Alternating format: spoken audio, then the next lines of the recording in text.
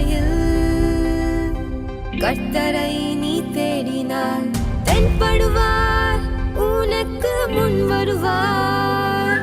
முழு மனதோடு அவரை நீ கூப்பிட்டார், பதில் தருவார், வழி காட்டிடுவார். மகளிர் மன்றாட்டு ஜெப நேரம், மன்றாடி ஜெபிக்க இரு தருணம். மகளிர் மன்றாட்டு ஜெப நேரம், மன்றாடி ஜெபிக்க இரு தருணம்.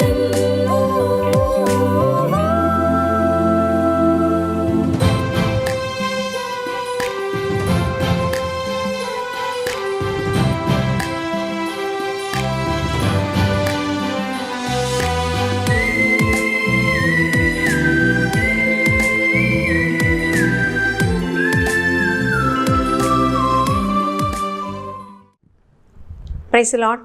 கர்த்தர் இரட்சகருமாகிய இயேசு கிறிஸ்துவின் நாமத்தில் உங்களை யாவரையும் வாழ்த்துகிறேன். இந்த நாள் கர்த்தர் நம்மை அருமையாய் பகல் முழுவதும் பாதுகாத்து நடத்தி வந்து கொண்டிருக்கிறார். தேவனுடைய கிருபையினால் ஆமென். அவருடைய சமூகத்தில் வந்திருப்பது நமக்கு கிடைத்த பாக்கியம், ஸ்லாக்கியம். தேவனை தேடுகிறவர்கள் உண்டோ என்று அவருடைய கண்கள் பூமி எங்கும் சுற்றி பார்க்கிறது. அப்படி பார்க்கும் பொழுது தேவ சமூகத்தில் அவரை தேடி வந்திருக்கிற நம்மை பார்த்து அவர் மகிழ்ச்சி அடைவார். இந்த MMJ மூலமாக, மகளிர் மன்றாட்டு ஜெபம் மூலமாக ஜெபிக்கும்படியாய் வந்திருக்கிறோம். உலகத்தில் ஜெபிக்க எவ்வளவோ காரியங்கள் உண்டு, எவ்வளவோ காரியங்கள். சூழ்நிலைகளை பார்க்கும் பொழுது, உலகமெங்கும் நடக்கிற காரியங்களை பார்க்கிற பொழுது, காலம் கடைசி ஆயிற்று, ஆத்துமாக்கள் அழிந்து கொண்டே இருக்கிறார்கள். ஆத்துமாக்கள் எங்கு பார்த்தாலும் பயங்கரமான கொடூரமான காரியங்களுக்குள்ள சிக்கி தவித்து பாவத்திலும் சாபத்திலும் விழுந்து கிடக்கிற மோசமான நிலைமைகளை நாம் அனுதினம் பார்த்து கொண்டு தானே இருக்கிறோம். ஆனால் நாம் அவைகளை எல்லாம் அசட்டை பண்ணாதபடிக்கு நம்முடைய காரியத்தையும் நம்முடைய ஒவ்வொரு நாளையும் குறித்தே நாம் கவலைப்பட்டு கொண்டிருக்கிறோம். அந்தந்த நாளுக்கு அதனது பாடு போதும் என்று வேதம் சொல்லுகிறது. நாளைய தினத்தை குறித்து அறியாயே என்று எழுதியிருக்கிறது. நமக்கு நாளைக்கு என்ன நடக்கும்னு நமக்கு தெரியாது. ஆனால் இன்றைக்கு நம் தேவன் நம் நடுவில் இருக்கிறார். அவர் நம் அண்டையில் இருக்கிறார். அவர் நம்மை ஆதரித்து வருகிறார். நமக்கு ஒரு நன்மை குறைபடாமல் நடத்தி வருகிறார். எத்தனையோ ஜனங்கள் மடங்கடிக்கப்பட்டவர்களாய் அங்கே பலவிதமான சூழ்நிலைகளில் விழுந்து கிடக்கிறார்கள். எழுந்திருக்க முடியாமல் விழுந்து கிடக்கிறார்கள். வேதத்தில் யோவான் 5ஆம் அதிகாரத்தில் நாம் வாசிப்போமானால் 18 ஆண்டுகளாய் படுத்த படுக்கையாய் எழும்பவே முடியாத ஒரு மனிதனை பார்க்கிறோம். இயேசு அந்த இடத்தில் சென்ற பொழுது அவன் புது வாழ்வை பெற்றுக்கொண்டான். அந்த வேத பகுதியை நாம் இன்றைக்கு தியானித்து தொடர்ந்து நாம் ஜெபிக்க போகிறோம். வேதத்தை வைத்திருக்கிறவர்கள் யோவான் 5ஆம் அதிகாரத்தில் அதனுடைய 6வது வசனம் சொல்லுகிறது, படுத்திருந்த அவனை இயேசு கண்டு அவன் வெகுகாலம் வியாதிஸ்தன் என்று அறிந்து அவனை நோக்கி சொஸ்தமாக வேண்டும் என்று விரும்புகிறாயா என்று கேட்டார். படுத்திருந்த அவன் வெகுகாலமாய் வியாதிப்பட்டவன் என்பதை இயேசு அறிந்து சொஸ்தமாக விரும்புகிறாயா என்று சொல்லி அவனிடத்தில் கேட்டான். இன்றைக்கும் அநேக ஜனங்கள் பாவத்துக்குள் பல ஆண்டுகளாய் சிக்கி தவித்து விழுந்து கிடக்கிறார்கள். எனக்கு இதிலிருந்து ஒரு விடுதலை கிடைக்குமா, நான் இதிலிருந்து விடுதலையாகிவிட முடியுமா என்று சொல்லி தவித்து கிடக்கிறார்கள். எனக்கு உதவி செய்ய யாருமே இல்லையே என்று சொல்லி அங்கலாய்த்து கொண்டிருக்கிறவர்கள் அநேகர் இருக்கிறார்கள். இயேசு அவனிடத்தில் சென்று நீ சொஸ்தமாக விரும்புகிறாயா என்று கேட்டார். நாம் இன்றைக்கு இப்படி காண்கிற ஜனத்தினிடையில் போய் அவர்களிடத்தில் தேவ அன்பை பேசி அவர்களை சுஸ்தப்படுத்த நாம் விரும்புகிறோமா? இல்லை என்றால் நாம் அவர்களிடத்தில் போய் நீ விரும்புகிறாயா என்று கேட்டு அந்த இயேசுவின் அன்பை அவனுக்கு சொல்லி அவனுக்கு ஒரு உயிர் மீட்சியை கொடுக்க நம்மால் முடிகிறதா? இந்த வேத பகுதியை ஒவ்வொரு வார்த்தைகளாய் நாம் தியானிப்போமானால்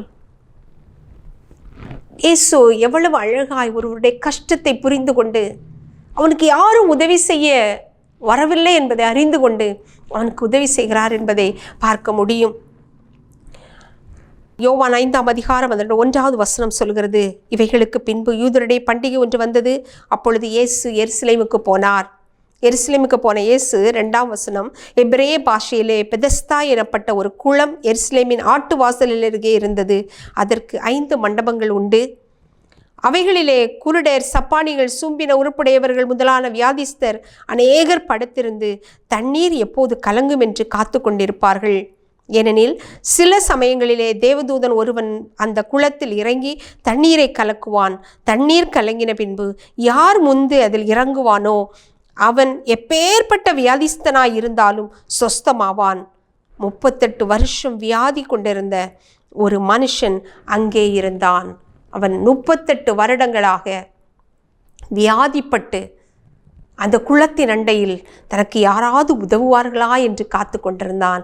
இயேசு அங்கே உதவி செய்கிறவராய் கடந்து சென்றார். படுத்திருந்த அவனை இயேசு கண்டு அங்கே வெகுகாலமாய் வியாதிஸ்தன் என்று அறிந்து அவனை நோக்கி, சுஸ்தமாக வேண்டும் என்று விரும்புகிறாயா என்று கேட்டார்.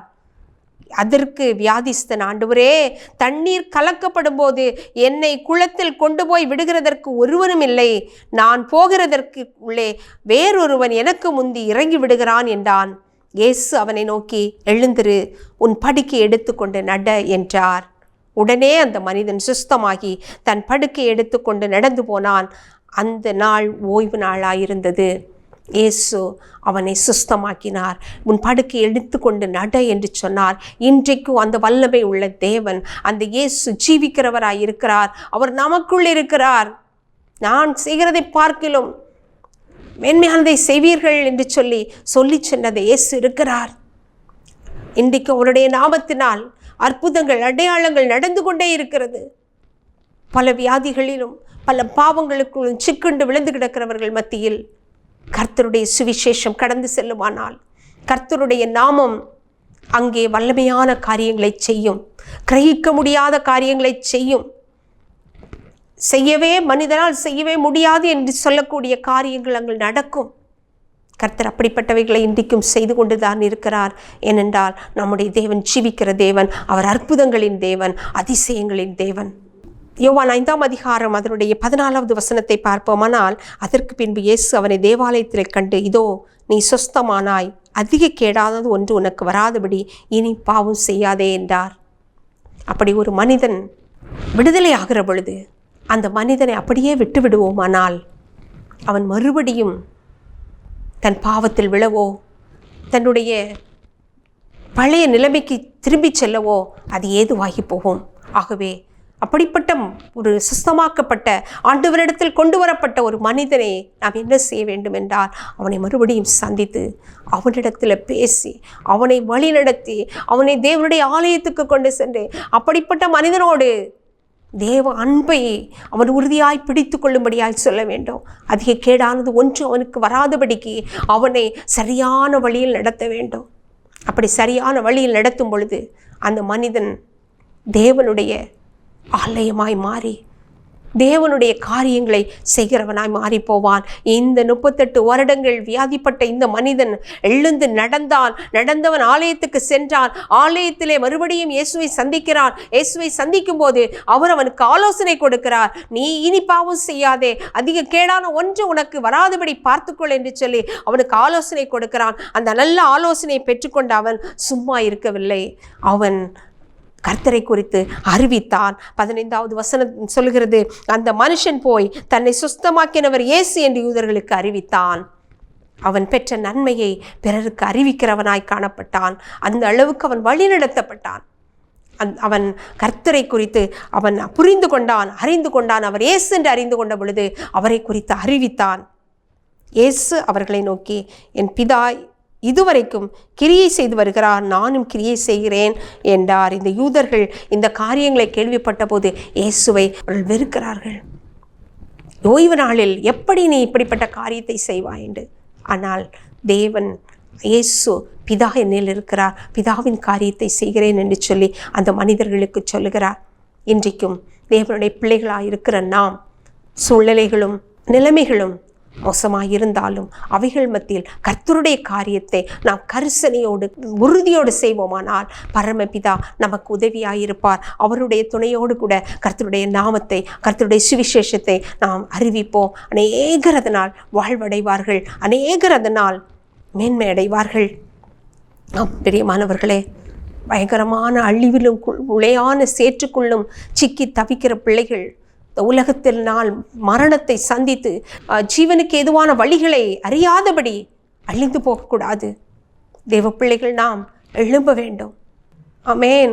மரித்து கொண்டிருக்கிறவர்கள் இடத்துல இந்த இயேசுவை நாம் அறிவிக்கிற பொழுது நிச்சயமாக அவர்கள் எழுந்திருப்பார்கள். மறுபடி அவர்கள் எழுந்திருந்து தேவனை அறிந்து கொள்ளும் பொழுது அவர்கள் பரலோகத்துக்கு பங்காளிகளாய் மாறுவார்கள். இதே யோவான் 5ஆம் அதிகாரத்தில் நாம் இதனுடைய கடைசி பகுதிகளை வாசிப்போமானால், கர்த்தர் மறுபடியும் வருவார். அவர் வந்து மரித்தோரையும் எழுப்பி பரலோகத்துக்கு அழைத்து செல்வார் என்பதை நாம் வாசிக்கிறோம்.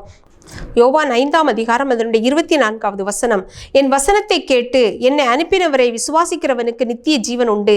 அவன் ஆக்கினை தீர்ப்புக்கு உட்படாமல் மரணத்தை விட்டு நீங்கி ஜீவனுக்கு உட்பட்டிருக்கிறான் என்று மெய்யாகவே மெய்யாகவே உங்களுக்கு சொல்லுகிறேன். அவருடைய வசனத்தை கேட்டு அவரை அனுப்பினவராகி இயேசு கிறிஸ்துவை விசுவாசிக்கிறவனுக்கு நித்திய ஜீவன் உண்டு. இந்த வசனங்களை நாம் அறிவிக்கிற பொழுது விழுந்து கிடக்கிறவர்களுக்கு நித்திய ஜீவன் உண்டு. பாவத்தில் மரித்து கொண்டிருக்கிறவர்களை நித்திய ஜீவனுக்கு நேராக நடத்த முடியும். அவர் மரித்தோர் உயிரோடு எழும்பும்படியாய் ஒரு நாள் மறுபடியும் மத்திய ஆகாயத்தில் வர இருக்கிறார். அந்த தேவன் நம்மோடு கூட இருக்கிறார். 1 தெசலோனிக்கேயர் அதனுடைய 4ஆம் அதிகாரத்தின் 16-17வது வசனம் சொல்லுகிறது, ஏனெனில் கர்த்தர் தாமே ஆரவாரத்தோடும் பிரதான தூதருடைய சத்தத்தோடும் தேவ எக்காலத்தோடும் வானத்திலிருந்து இறங்கி வருவார். அப்பொழுது கிறிஸ்துவுக்குள் மரித்தவர்கள் முதலாவது விழுந்திருப்பார்கள். பின்பு உயிரோடு இருக்கும் நாமும் கர்த்தருக்கு எதிர்கொண்டு போக மேகங்கள் மேலே அவரோட கூட ஆகாயத்தில் எடுத்துக்கொள்ளப்பட்டு இவ்விதமாய் எப்போதும் கர்த்தரோடு கூட இருப்போம் என்று சொல்லி, ஆமேன். நாம் விழுந்து கிடக்கிற ஜனங்களை, மரித்து கிடக்கிற ஜனங்களை கர்த்தருக்கு நேராக நடத்தும் பொழுது இந்த ஜனங்கள் ஜீவனடைவார்கள். அதன் மூலம் ஒரு நாள் இந்த கடைசி காலம் ஆயிற்று. ஒரு நாள் இயேசு மத்தியாகத்தில் வரப்போகிறார். அவர் வரும் பொழுது முதலாவது ஆமென், இந்த பூமியில் கர்த்தரை ஏற்றுக்கொண்டு தேவ பிள்ளைகளாயிருந்து நன்மை செய்கிறவர்களாய் தீமை விட்டு விலகிறாய் இருக்கிறவர்கள் முதலாவது எழுந்திருப்பார்கள். பின்பு உயிரோடு இருக்கிற நாமும் அவரோடு கூட எழுந்திருப்போம். எல்லாரும் ஒரு நொடி பொழுதில் மறுரூபமாகி அவரோடு கூட எடுத்துக்கொள்ளப்படுவோம். இந்த நம்பிக்கையோடு நாம் வாழ்ந்து கொண்டிருக்கிறோம். நாம் மாத்திரமல்ல, நம்மை சுற்றி இருக்கிறவர்கள், பாவத்திலும் சாபத்திலும் கிடக்கிறவர்களையும் கர்த்தரோடு கூட அழைத்து செல்வது நம்மேல் விழுந்த கடமையாக இருக்கிறது. இப்படிப்பட்ட ஜனங்களுக்காக நாம் ஜெபிக்க போகிறோம். கர்த்தரோடு கூட நாம் ஜெபிப்போம். இப்படிப்பட்டவர்களை நமக்கு தருவார். அவர்களை கர்த்தருக்கு நேராக நடத்துவோம். அவர்களும் ஜீவனடையட்டும். நாமும் ஜீவனுள்ள பிள்ளைகளாக, ஜீவனுள்ள தேவனின் பிள்ளைகளாக வாழுவோம். முடிவிலே பரலோகத்தை சுதந்தரித்துக் கொள்வோம். அவரோடு கூட ஆளுகை செய்வோம். அந்த ஒரு உணர்வோடு, அந்த ஒரு ஆஞ்சையோடு கூட மாத்திரம் அந்த பூமியில வாழ்ந்து நம்முடைய தேவனோடு கூட நடப்போம். கர்த்தர் நமக்கு அதற்கு உதவி செய்வாராக. ஆமேன், ஆமேன். ஜெபிக்கலாமா? ஹல்லேலூயா, ஹல்லேலூயா. முதலாவதாக அழிந்து கொண்டிருக்கிற ஆத்துமாக்கள், கர்த்தரையே அறியாத ஜனங்கள், இவர்கள் கர்த்தரை அறியணும்.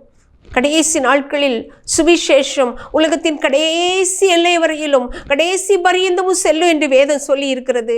இந்த கடைசி பரியந்தமும் கர்த்தருடைய சுவிசேஷம் கடந்து செல்கிற பாதைகளில் ஜனங்கள் தடைபடாதபடி ரட்சிக்கிறதற்கு யார் யார் கர்த்தரால் முன்னிற்குறிக்கப்பட்டிருக்கிறார்களோ கர்த்தருடைய கரம் அவர்களை ரட்சிக்கும்படியாய் நாம் ஜெபிக்க போகிறோம்.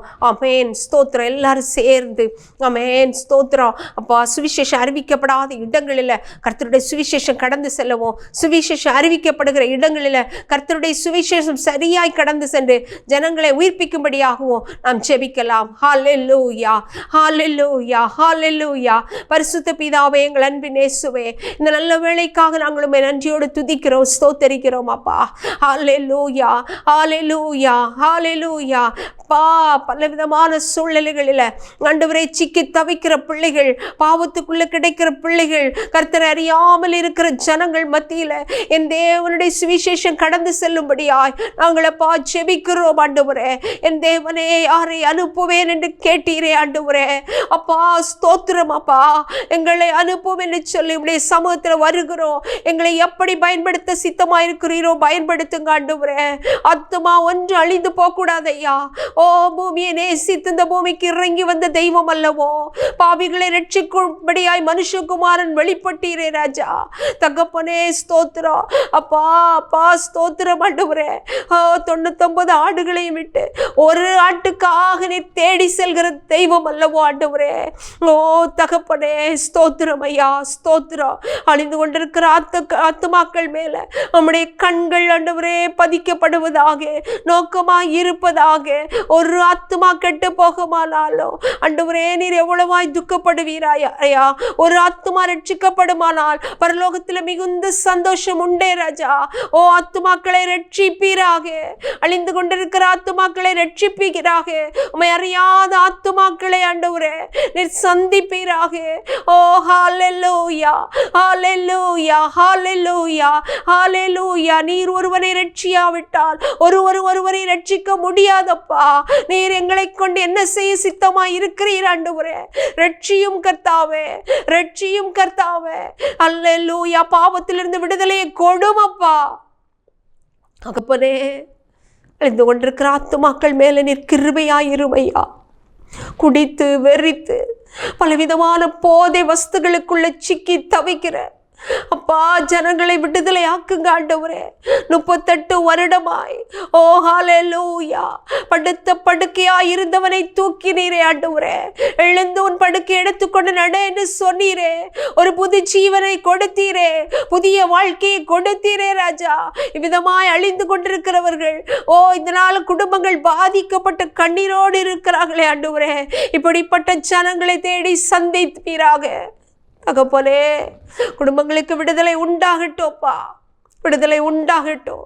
எவ்வளவோ வாலிப பிள்ளைகள் ஆண்டவரே இன்றைக்கு அப்பா ஸ்தோத்திரம் பொல்லாத இந்த காலத்தில் ஆண்டவரே எந்த ஒரு காரியத்திலும் ஆண்டவரே பெரியவர்களுக்கு கீழ்ப்படியாமலும் அப்பா பெற்றோரை மதியாமலும் நடந்து கொண்டிருக்கிறாங்க. பாவ பழக்க வழக்கங்களை சிக்கி தங்கள் வாழ்க்கையை அழித்து கொண்டிருக்கிறாங்கப்பா. அவர்களை ரட்சியோ, உம்முடைய வசனத்தை அனுப்பி குணமாக்கோ. நீர் ஒரு வார்த்தை சொல்லும் ஆண்டவரே, அவர்கள் விழுந்து கிடக்கிற இடத்திலிருந்து தூக்கி விடுங்கப்பா. சிறு பிள்ளைகள் வரையிலும் ஆண்டவரே பெற்றோருக்கு அடங்காமல் தகப்பனே மொபைலுக்குள்ள சிக்கி தவித்து கொண்டிருக்கிறாங்கப்பா. ஏசப்பா மனமிறங்குங்க ஆண்டவரே. பிள்ளைகள் வாழ்க்கையில் ஆண்டவரே உம்மை ஏற்றுக்கொள்ளவும், உம்மை மாத்திரம் பிடித்து கொண்டு சந்தோஷமாய் வாழவும் என் தேவனுக்காக ஆண்டவரே ஸ்தோத்திரம் நிற்கவும் நீர் கிருபை கொடுக்கும்படியாய் ஜெபிக்கிறேன். இயேசுவே இரக்கமாயிரும். விச்சார வேசித்தனங்கள்ல சிக்குண்டு மாம்ச இச்சைக்கு இடம் கொடுத்து எங்கு பார்த்தாலும் ஸ்தோத்திரம் அப்பா. ஓ மாம்சத்துக்கு எவ்வளவோ முக்கியத்துவம் ஆண்டவரே. ஓ பெற்றோரை கனப்படுத்தாத நிலைமைகள் இவைகளிருந்தெல்லாம் ஒரு விடுதலை கிடைக்கட்டும் ஆண்டவரே. மாம்சத்தோடு போராடி கொண்டிருக்கிறவர்களை விடுதலை ஆக்குங்கப்பா, விடுதலை ஆக்குங்கப்பா. நான் எப்படி ஆகில் இப்படிப்பட்ட பாவங்களிலிருந்து வெளியே வர வேண்டும் என்று சொல்லி பல விதமான பாவங்களுக்குள்ள சிக்கி தவிக்கிறவர்களை வெளியே கொண்டு வரும் ஆண்டவரே. நீ எழும்பு என்று சொல்லுங்கப்பா, எழும்பி எழும்பி நட என்று சொல்லுங்கப்பா. ஒரு பெரிய விடுதலையை கட்டளையிடுங்க. தேசத்தின் தலைவர்களுக்காக ஜெபிக்கிறோம் ஆண்டவரே. கர்த்தர் அவர்களை ரட்சிப்பீராக. நல்ல ஆண்டவரே பொது சேவை மனப்பான்மையை கொடுப்பீராக அப்பா. ஸ்தோத்திரம் ஆண்டவரே, ஸ்தோத்திரம் ஆண்டவரே. ஹல்லேலூயா, ஹல்லேலூயா. ஓ பிரஸ்நேகத்திலும் பிற நண்பிலும் பெருகும்படியாய் செய்வீராக. இயேசு கிறிஸ்துவின் நாமத்தில் அவர்களுக்கு கொடுக்கப்பட்ட பணிகள் நேர்த்தியாய் செய்யப்பட தடைகள் எல்லாவற்றையும் மாற்றுவீராக என்று ஜெபிக்கிறோம். எல்லா தலைவர்களையும் ஆசீர்வதியும். அவரவர் நிலைமைகளில் அவர்களை எடுத்து பயன்படுத்தும் ஆண்டவரே. அவர்களுக்கு தேவையான கிருபைகளை பலத்தையும் சுகத்தையும் அப்பா ஸ்தோத்திர தீர்க்காயுசையும் கொடுப்பீராக. உம்முடைய மகிமையான வரங்களினால் நிரப்பி வல்லமை எடுத்து பயன்படுத்துவீராக. கர்த்தருக்கு பிரியமில்லாத காரியங்கள் எல்லாம் தடைபடட்டும் என்று ஜெபிக்கிறோம். அப்படிப்பட்டவைகளை விட்டு விலக்கி தேவ கிருபையில ஆண்டவரே உமக்கு சித்தமானதை செய்ய கிருபை கொடுங்கப்பா. தகப்பனே, எங்கள் தேசத்தில் இருக்கிற அப்பா தேவ பிள்ளைகளுக்காக செபிக்கிறோம். அவர்களை பாதுகாப்புக்காக செபிக்கிறோம். அவர்களை நீங்க ஆண்டவரே வல்லமை அடுத்து பயன்படுத்துவீராக. அவர்கள் எழும்ப முடியாதபடி இருக்கிற தடைகள் எல்லாம் மாற்றப்படட்டும் ஆண்டவரே. அநேக கர்த்தருக்காய் செய்ய வேண்டிய காரியங்களை செய்ய முடியாதபடி தடுத்து வைத்திருக்கிற எல்லாவற்றையும் அப்புறப்படுத்தி எழும்பி நட காரியங்களை நடப்பி என்று சொல்லுங்கப்பா. தேவ பலன் ஒவ்வொருவருக்குள்ளே உண்டாகட்டும் என்று செபிக்கிறோம். ஊழியங்களில் தடையில்லாமல் ஆண்டவரே உம்முடைய நாமம் வல்லமையாய் செயல்பட செபிக்கிறோம். கர்த்தருடைய கரத்தில் ஒப்பு கொடுக்கிறேன் ஆண்டவரே. ஹெவன் டிவி ஊழியத்தை உம்முடைய கரத்தில் தருகிறோம். நீராளுகை செய்யும், நீராளுகை செய்யும். உம்முடைய ஆளுகை மாத்திரம் காணப்படட்டும் ஆண்டவரே. உம்முடைய விசேஷித்த நன்மை பரலோகத்தில் இறங்கி வருவதாக. பரலோகத்தின் பலகணியை திறப்பீராக. தேவ மகிமையினால் மூடி ஆண்டவரே இன்னும் அநேக ஆயிரங்களுக்கு, நீர் லட்சங்களுக்கு, கோடிகளுக்கு பயன்படுத்துவீராக. சுவிசேஷம் கடந்து செல்ல முடியாத இடங்களுக்குள்ள என் தேவனுடைய வல்லமையின் வார்த்தைகள் கடந்து செல்லட்டும் அப்பா. தேவ பலன் இறங்கட்டும். ஸ்பான்சர்ஸை ஆசீர்வதிங்க. அவர்களை இன்னும் பலப்படுத்தி இன்னும் நீங்கள் அவர்களை எடுத்து ஆண்டவரே ஸ்தோத்திரம் அப்பா, இன்னும் அநேகமாயிரங்களை கொடுக்கிறவர்களாய் மாற்றுவீராக. ஊழியக்காரர்கள் ஒவ்வொருவர் மேலும் உடைய விசேஷித்த ஆவியை வைத்து வல்லமை எடுத்து பயன்படுத்துங்கப்பா. தேவ கிருபை சூழ்ந்து கொள்ளட்டும் ஆண்டவரே. உடைய நன்மை கிருபையும் எங்களை யாவரையும் தொடரட்டும். உம்முடைய சித்தம் மாத்திரம் எங்கள் வாழ்க்கையில் நிறைவேறட்டும். தகப்பனே, ஜெபிக்கிற எங்கள் ஒவ்வொரு குடும்பத்துக்குள்ளும் தேவன் மகிமைப்படுவீராக. எங்கள் குடும்பங்கள் எந்தெந்த பகுதிகளில் நாங்கள் விழுந்து கிடக்கிறோமோ, படுத்து கிடக்கிறோமோ, அந்த பகுதிகளை எங்களை விட்டு மாற்றி எங்களை உம்முடைய ராஜ்யத்துக்கு தகுதி உள்ளவர்களாக எழும்பி நடக்க பண்ணுங்கப்பா. புத்து பலத்தால் இடைக்கட்டுங்கப்பா. எங்கள் குடும்பங்கள் ஆண்டவரே, பிள்ளைகள் ஆண்டவரே ஸ்தோத்திர, பெரியவர்கள் முதியவர்கள் எல்லார் மேலும் உம்முடையப்பா ஆளுகை மாத்திரம் காணப்படட்டும் அப்பா. ஸ்தோத்திரம் ஆண்டவர், உயிர் மீட்சி உண்டாகட்டும் என்று செபிக்கிறோம். நம்முடைய வருகைக்கு எங்களை ஆயத்தப்படுத்தும். நம்முடைய கால சத்தம் கேட்கிற பொழுது நாங்கள் உமோடு கூட எடுத்துக்கொள்ளப்படணும். அப்படிப்பட்ட நல்ல பாக்கியத்தால் எங்களை ஒவ்வொருவரையும் நிரப்புங்க. எங்களை ஒவ்வொருவரையும் ஆயத்தப்படுத்தும். தாழ்த்தி உங்கள் திருக்கரத்தில் எங்களை அர்ப்பணிக்கிறோம். மீதியான சமயமெல்லாம் கூட இரும். இயேசுவின் மூலம் ஜெபிக்கிறேன். ஜெபங்கள் எங்கள் ஜீவன் உள்ள நல்ல பிதாவே, ஆமேன், ஆமேன். பிரியமானவர்களே, நாம் ஜெபித்திருக்கிறோம். ஒவ்வொரு நாளும் தேசத்துக்காக ஜெபிக்கணும், உலக நாடுகளுக்காக ஜெபிக்கணும். உலக நாடுகளில் பயங்கரங்கள், ஆமேன், 3ஆம் உலக போர் வந்துவிடுமோ என்கிற ஒரு சூழ்நிலைக்குள்ள உலகம் போய்கொண்டிருக்கிறது. இந்த நிலைமை வருமானால் இப்போதே அநேக காரியங்களில் பஞ்சங்களை நாம் சந்தித்து கொண்டிருக்கிறோம். பயங்கரமான வெயிலின் வெப்பங்கள், இன்னும் பலவிதமான சூழ்நிலைகளை, இல்லாமைகளை சந்தித்து கொண்டிருக்கிறோம். நம்முடைய சந்ததிகள் பாதிக்கப்படக்கூடாது. கர்த்தர் மனம் இறங்கணும்.